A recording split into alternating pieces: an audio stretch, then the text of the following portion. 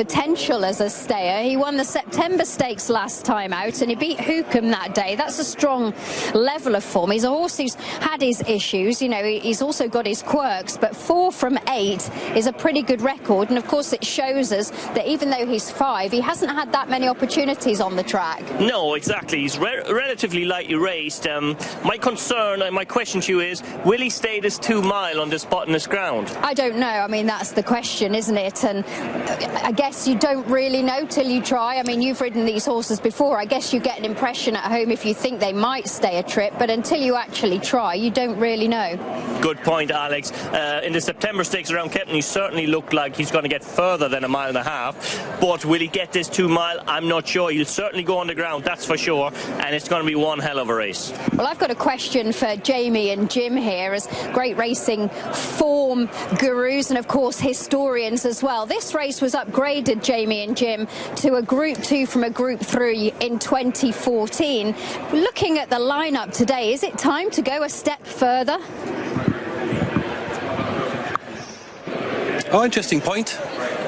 Should this be a Group 1, Jim, in line with the other races on Champions Day? They've been trying to secure that deal for a while, but they have to have agreement from the French, because there has to be a report between the international pattern countries. Which is easier said than done. It's not always straightforward, Jamie. It's not always straightforward. But I think that the recent Roll of Honour certainly does suggest that this race deserves Group 1 status, and it's certainly got that feel this time around. It does feel like the champion stayer will be crowned if it is indeed one or either of Trushan or Stradivarius. Quick word, you want Subjectivist, who we haven't seen since the Gold Cup, but that was arguably the staying performance of the year. Well, it was a very strong field and it was a wonderful performance, and let's not forget he prefaced that with a very strong performance in Dubai earlier in the year as well, so yeah, he's a big miss. Alex and Freddie were just discussing Hamish before they came to us. He brings something new to the table in that he's a middle distance horse going up in trip, but there are positive signs from both his run style and his pedigree to suggest that he might be okay at 2 miles. Yes, his dam is a half-sister to a horse from the same family who was beaten a nose in this. Yeah, Harris Tweed. Harris Tweed 8 years ago, yeah. So there's encouragement on the pedigree, certainly. And there's freshness on his side. He's had just 2 races since, get this, he was beaten a neck by Trushan in what looked an innocuous conditions race at Newbury around 2 years ago to the day. So their careers have gone in separate directions, but they always had this day together at some point. There's Frankie in conversation with Team Gosden.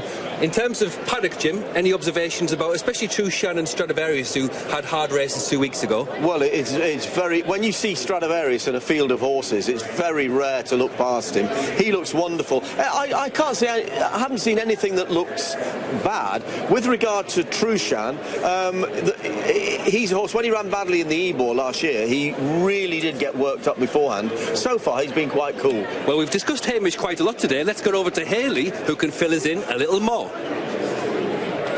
That's right, Jamie. Why not go straight to the lady who absolutely adores this horse? Because we were here 6 weeks ago when Hamish was winning at Kempton, but William Haggis was telling, your husband, of course, was telling me that you were in tears at Kempton because he came back and won, which obviously meant a lot to you all. Yeah, it did, because he had a very nasty tendon injury that he did here in the Hardwick last year, so actually to be able to get him back and win a group race was fantastic and great for the family, you know, and William's family and the horse's family. So yeah, it was you know, huge. Yeah, it was a big day, because you never really, it's hard to get them back, these fat horses, when they've had tendon injuries, and you're never really sure how long they're going to last. So. He looks very fit. Are you happy with how he is coming into today's race? Yeah, I think he's in good shape. He was very naughty to saddle, but actually out here and going down, he was okay. So I hope he settles. He never really settled at Kempton. Pat said he was on it all the way, and he's got a lot further to go today. So on, you know, not such, obviously the all-weather's an easy surface, so he's got to settle, and he's still, you know, he's still probably a bit fresh, having only had 1 race in the last year and a half. So, you know, we'll see, fingers crossed. It's a really big day for the whole stable, and you must be excited, nervous? Yeah, look, we are so lucky to have horses of the calibre that can run on a day like this. You know, that first and foremost is the most important thing, because you know, this is what it's all about, days like today, and we're really lucky to have so many that are, one, got the ability to run, and two, are still in good form. You know, we're lucky, so you should enjoy it, because you know.